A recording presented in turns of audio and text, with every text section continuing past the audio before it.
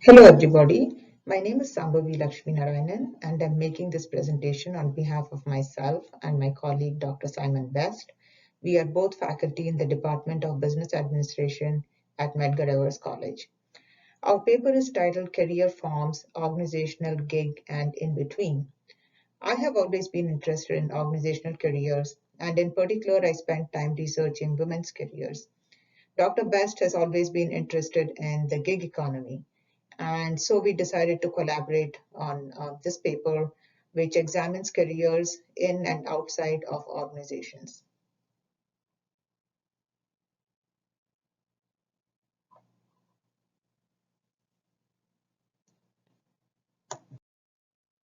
By organizational career, we mean a career that is housed within a formal structure.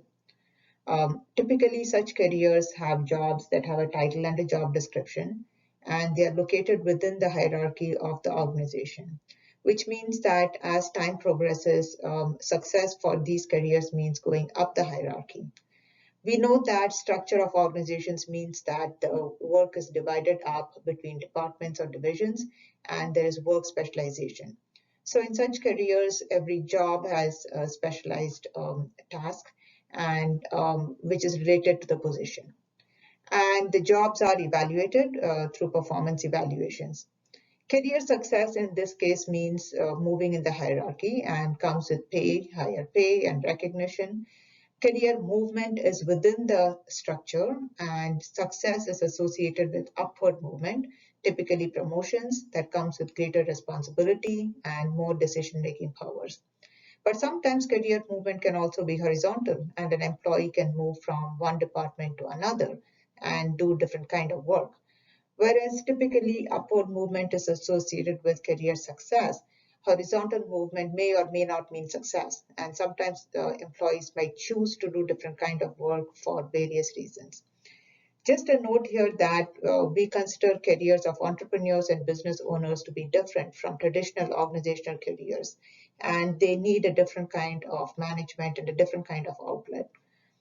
Business owners, of course, become the heads of their own organizations, and so we are not looking at that as a career to be managed per se. Organizational careers are of interest because they have changed so very much over the last few decades, and that is because of how organizations themselves have changed.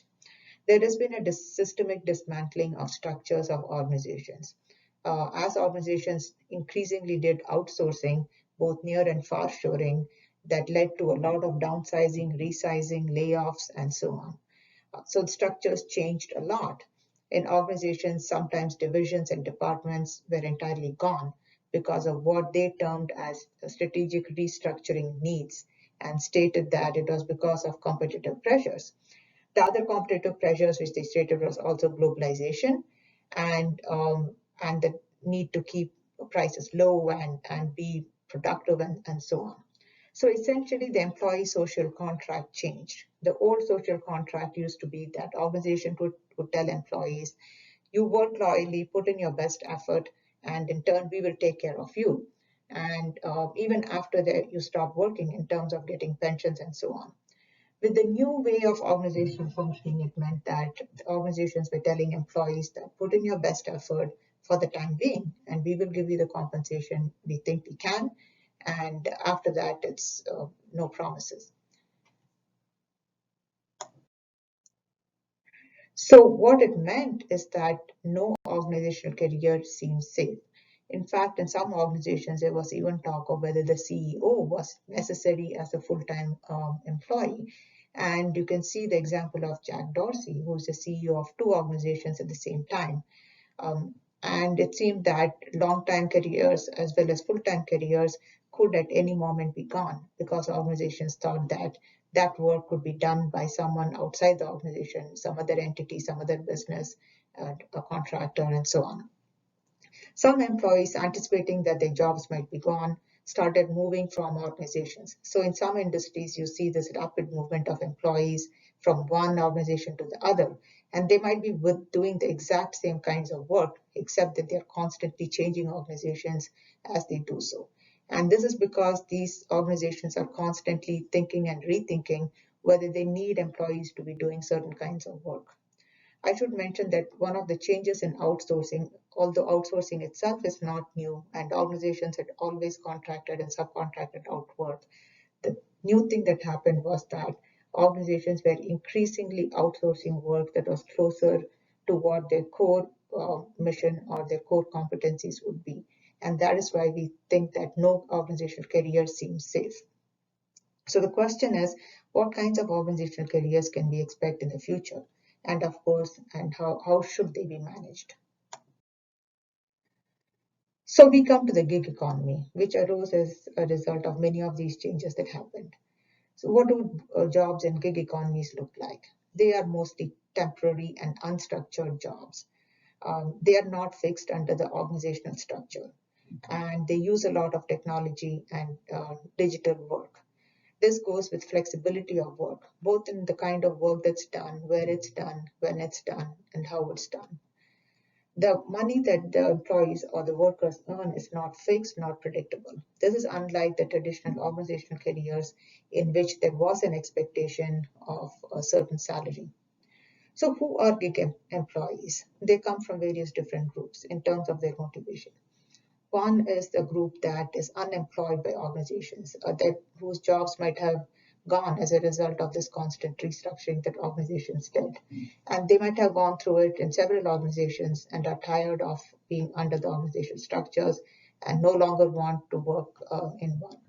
The second group is those who are underemployed, who would like to get more employment or full-time employment and simply are not able to.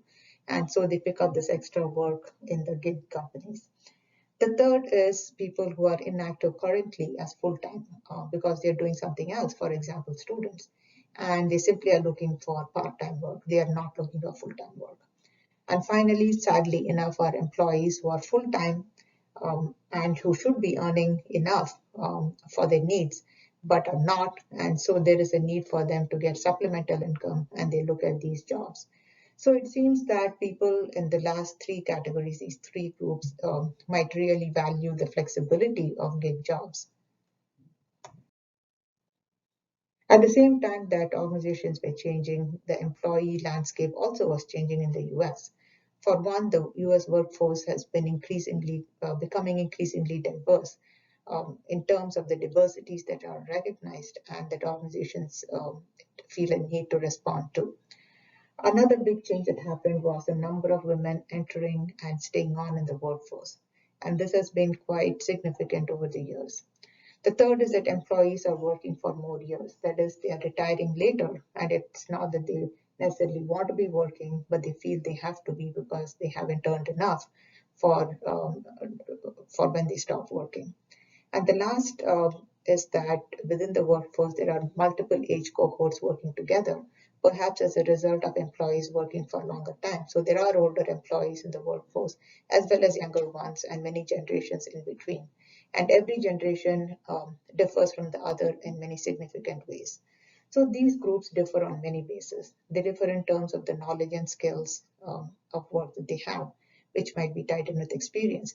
They differ with respect to how comfortable they use with using technology, their willingness to learn and change, and finally in the value they place to flexibility of time and place to work. The classic career models that looked at career success within an organization, the model itself said that an employee would enter an organization at a certain level, at a certain position, and that was based on their interests, their aptitude, their skills, maybe their training, their education. And as time went by, they might change positions within the organization. That is, a career would move from position to position, but always be located within the organization. So strategies for having successful career in this case focused on developing skills and expertise at the job, developing networks within the organization, developing acquiring power, using power within the organization, finding mentors and sponsors, developing visibility and getting attribution for positive results within the organization, choosing to perform challenging and value-added work, and show a desire to stay and advance within the organization. So everything was focused within the organization, both in doing the job well as is needed by the organization and knowing people within the organization. However, this is not the model that works for many people. So some researchers had looked at different kinds of career paths, not necessarily focused on moving upward within the organization. So some people thought of alpha and beta careers, where alpha careers are the so-called classic um, success models. And the beta careers are ones in which the individuals are not necessarily looking only for upward growth. They might be quite content with being at a particular position and not moving upward any longer. These researchers said that people were looking for three driving forces: authenticity, balance, and challenge. And depending on what they focused in, their career paths would follow that pattern. Some researchers looked at careers that were not bound within organizational structures. Although I have referred to them as new careers, they're really not new because they were proposed more than 20 years back. The first idea is that of boundaryless careers, where an individual moves from one organization to the other. They're comfortable doing so, and they're driven by both extrinsic and intrinsic ideas of career success. Boundaryless careers can be because of physical or psychological mobility. Some employees might be looking at just moving from one organization to another doing the same kind of work. That is called as physical mobility.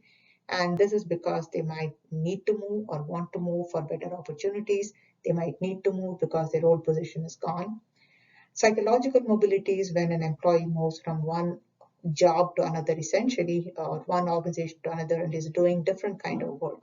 So the employee, for example, might need to stay in a certain place because of family or other reasons, and would be willing to change the kind of work that he or she does, but would want to stay in the same geographical location. But in either case, the employee is comfortable moving out of one organization. They're not bound to staying within a single organization. The other idea is that of protean careers. Protean careers are those where the individual is very strongly motivated by their intrinsic values. They do not care whether they are within an organization, they move organizations, they would be happy with any organizational structures, but they care very, very deeply about the kind of work they do, and they simply will not do work that doesn't align with their values. So given all these different kinds of careers, we have proposed a framework to try and understand them. On one dimension is the customer, which could be organizational customer, the business, or individual customer as a consumer. The other dimension is a kind of employee who could be within the organization, could be an individual contractor, or could be an individual under the organizational umbrella. Now, the organizational employee and the individual contractor have always been around. This is the traditional organizational career and the individual freelancer, so to speak. So they have been there as organizational employees or as traditional consultants, contractors, subcontractors, and so on. What is new is the individual under the organizational umbrella, which are employees, so-called employees, but really workers in the gig economy. So these are people that actually do the organizational work or bulk of the organizational work, which is the product, service, or good that is delivered to customers, mostly services, but they're really not employees. So careers in this case look very different from either an organizational career or an individual consultant freelancer career. And the question is that what will these careers look like and what will it take to manage them? Thank you.